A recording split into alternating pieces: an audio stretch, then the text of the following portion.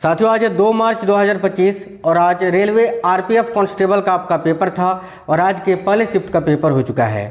चलिए तो साथियों आज के फर्स्ट शिफ्ट के क्वेश्चन आंसर को देखते हैं। तो जो लोग पेपर देकर आए हैं वो साथियों मिला लीजिए, और जिनका पेपर अभी बाकी है साथियों उनके लिए रामबाण क्लास है, क्योंकि अभी आपका लंबा एग्जाम चलने वाला है तो बहुत सारे क्वेश्चंस हैं जो कि रिपीट होंगे। चलिए तो देखते हैं क्वेश्चंस।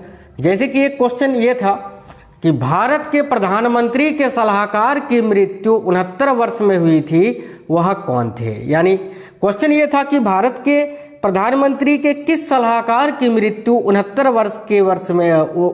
वर्ष की आयु में हुई थी। ठीक है, तो देखिए इस क्वेश्चन का करेक्ट आंसर आपका हो जाता विवेक देबरॉय। विवेक देबरॉय बिल्कुल करेक्ट आंसर होता।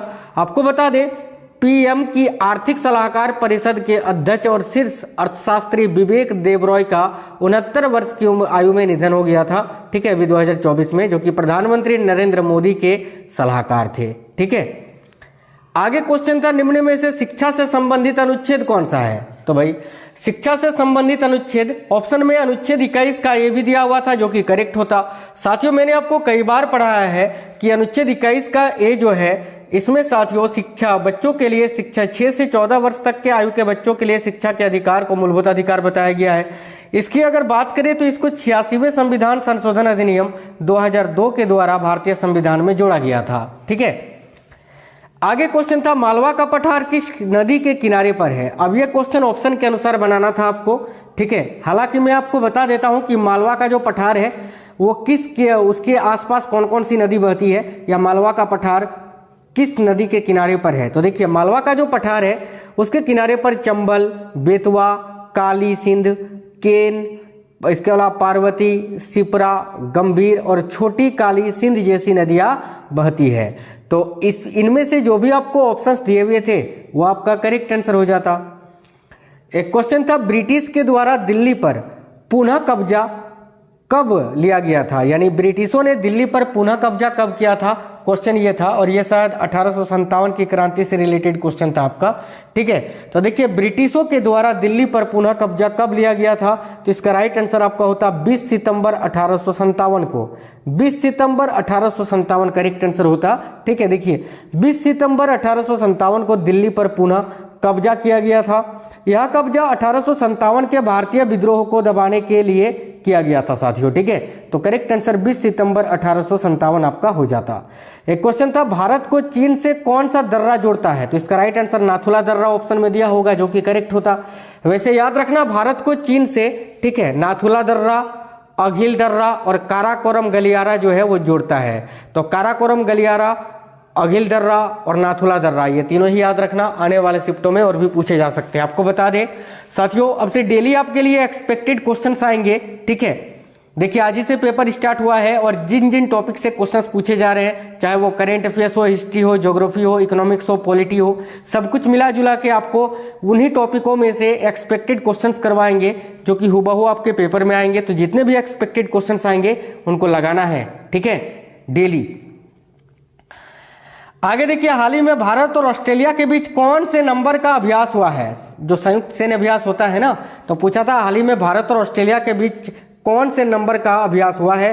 तो साथियों अगर ऑस्ट्रा हिंद के बारे में पूछा था तो ऑस्ट्रा हिंद का अभी तीसरा संस्करण अभी 8 से लेकर 21 नवंबर 2024 तक महाराष्ट्र के पुणे में आयोजित हुआ था। भारत के महाराष्ट्र के पुणे में यह आयोजित हुआ था, जो भारत और ऑस्ट्रेलिया के बीच युद्ध अभ्यास था। इसका नाम था ऑस्ट्रा हिंद और ये तीसरा ही संस्करण था। तो संस्करण पूछा था तो तीसरा हो जाता। आगे देखिए आगे क्वेश्चन था राजस्थान का गणगौर त्योहार कितने दिन तक चलता है। भाई ये जो गणगौर त्योहार है ये राजस्थान में मनाया जाता है और ये 16 से 18 दिनों तक मनाया जाता है। ठीक है, 16 या 18 दिनों तक। तो इसके अनुसार जो भी ऑप्शंस दिए हुए थे वो आपका करेक्ट आंसर होता। साथ देखिए क्वेश्चन था भारतीय संविधान में अनुच्छेद 12 से 35 किस भाग में है, तो वह इसका करेक्ट आंसर भाग 3 हो जाता। बात करें 12 से 35 तक में किसका प्रावधान है, तो फंडामेंटल राइट्स का, यानी जिसको आप बोलते हैं मूल अधिकार। भारतीय संविधान के अनुच्छेद 12 से 35 तक में मूल अधिकार का वर्णन मिलता है। याद रखना मूल अधिकार का वर्णन मिलता है, जो कि भारतीय संविधान के भाग 3 में है। आगे देखिए क्वेश्चन था भारतीय संविधान का अनुच्छेद 42 का संबंध किससे है। तो भाई भारतीय संविधान का जो अनुच्छेद 42 है राज्य के नीति निर्देशक तत्व यानी डीपीएसपी के अंतर्गत आता है। और इसमें क्या उल्लेखित है, तो देखिए भारतीय संविधान के अनुच्छेद 42 में काम की न्याय संगत और मानवीय परिस्थितियों और मातृत्व राहत से जुड़ा हुआ है। तो काम की न्याय संगत और मानवीय परिस्थितियों की मातृत्व राहत, ये आपका करेक्ट आंसर होता है इस क्वेश्चन का। आगे देखिएगा, तो भाई आगे क्वेश्चन था पंचवर्षीय योजनाएं कौन तैयार करता है। तो नीति आयोग अगर ऑप्शन में था तो नीति आयोग होता है, या फिर योजना आयोग आपके ऑप्शन में रहा होगा, क्योंकि योजना आयोग को समाप्त करके जनवरी 2015 में जो है ना नीति आयोग का गठन किया गया। तो हो सकता है आपके ऑप्शन में योजना आयोग ना देके नीति आयोग दिया होगा। तो अगर नीति आयोग ऑप्शन में था तो ये करेक्ट होता, या फिर योजना आयोग तो आप जानते ही हैं। आगे देखिए, सरदार स्वर्ण सिंह समिति का संबंध किस संशोधन से है। तो भाई देखिए, सरदार स्वर्ण सिंह समिति जो है ये 42वें संविधान संशोधन से संबंधित है। ठीक है, स्वर्ण सिंह समिति की अनुशंसा पर ही जो है भारतीय संविधान में मूल कर्तव्यों को जोड़ा गया था। मूल कर्तव्य, मूल अधिकार नहीं, मूल कर्तव्य यानी फंडामेंटल ड्यूटीज, जिसका उल्लेख भारतीय संविधान के भाग 4 का ए में है और अनुच्छेद 51 का ए में है। अगर पूछे मूल कर्तव्यों को किस देश के संविधान से लिया गया है, तो याद रखना रूस के संविधान से। ठीक है, और मूल कर्तव्यों की संख्या कितनी है, तो 11 है। साथियों याद रखना है, मैं आपको इनके बहुत ही इंपॉर्टेंट एक्सपेक्टेड क्लासेस अभी दूंगा, उनको जरूर लगाइएगा डेली आप। जगन्नाथपुरी का संबंध निम्न में से किससे है। अब देखिए, जगन्नाथपुरी का संबंध जो है रथ यात्रा से है। रथ यात्रा महोत्सव मनाया जाता है जगन्नाथपुरी में। तो भाई रथ यात्रा इस क्वेश्चन के लिए आपका बिल्कुल 100% क्या होता, तो करेक्ट आंसर होता। तो रथ यात्रा जो है यहाँ आपका इस क्वेश्चन के लिए करेक्ट आंसर हो जाता। आगे क्वेश्चन था एलिफेंटा उत्सव हर साल किस महीने में मनाया जाता है। तो साथियों एलिफेंटा उत्सव जो है हर साल किस महीने में मनाया जाता है, तो भाई ये फरवरी महीने में मनाया जाता है। कहाँ, तो महाराष्ट्र में। ठीक है, महाराष्ट्र मुंबई।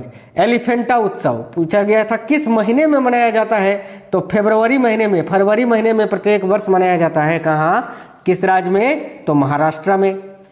देखिए एक क्वेश्चन, इनमें से कौन सा पूर्वोत्तर राज्य का नृत्य है। तो भाई ऑप्शन में शायद आपको छऊ दिया हुआ था, तो छऊ अगर आपके ऑप्शन में था तो ये आपका करेक्ट होता। वैसे अगर छऊ की बात करें ना, तो साथियों छऊ जो है, देखिए अगर ऐसे देखा जाए छऊ मूल रूप से, तो छऊ जो है पश्चिम बंगाल, उड़ीसा और झारखंड राज्य में किया जाने वाला नृत्य रूप है। छऊ की बात करें तो ये भारत का एक अर्धशास्त्रीय नृत्य है। अर्धशास्त्रीय नृत्य याद रखना। आगे देखिए, नागर शैली में बने वल्लभी मंदिर का आकार कैसा होता था। तो नागर शैली में जो वल्लभी मंदिर बनते थे उनका आकार कैसा होता था, तो इसका करेक्ट होता वर्गाकार। ठीक है, वर्गाकार इस क्वेश्चन के लिए आपका करेक्ट होता। नागर शैली में बने वल्लभी मंदिर का जो आकार है वो कैसा होता था, तो साथियों वर्गाकार होता था। साथियों आप लोग वीडियो को लाइक जरूर करिएगा। एक क्वेश्चन है, भारत में राष्ट्रीय बहुआयामी गरीबी सूचकांक की शुरुआत किस वर्ष हुई थी। तो देखिए भारत में राष्ट्रीय बहुआयामी गरीबी सूचकांक की शुरुआत जो है ये 2021 में हुई थी साथियों, वर्ष 2021 में। तो वर्ष 2021 यहाँ आपका राइट आंसर होता।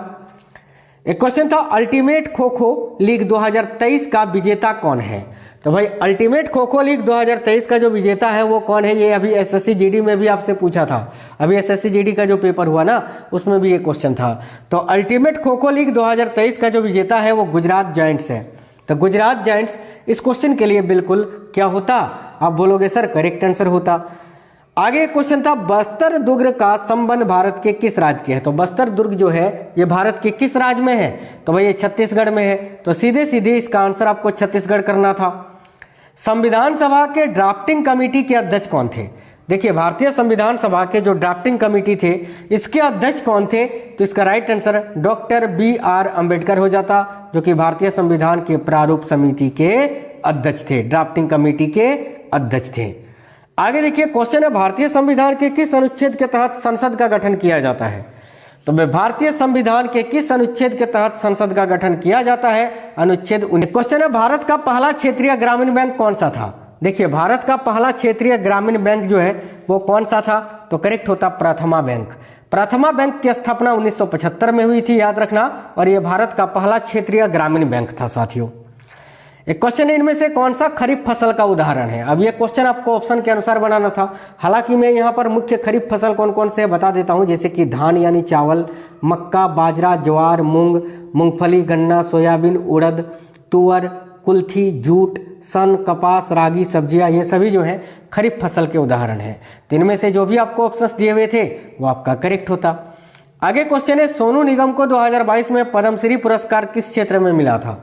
तो भाई सोनू निगम को वर्ष 2022 में जो पद्मश्री पुरस्कार मिला था वो किस क्षेत्र में मिला था, तो कला के क्षेत्र में मिला था। तो इस क्वेश्चन के लिए करेक्ट आंसर आपका कला हो जाता। सोनू निगम को 2022 में जो पद्मश्री पुरस्कार मिला था वो किस क्षेत्र में मिला था, तो कला के क्षेत्र में। तो साथियों आपका पेपर कब है और किस शिफ्ट में है, कमेंट बॉक्स में बताना।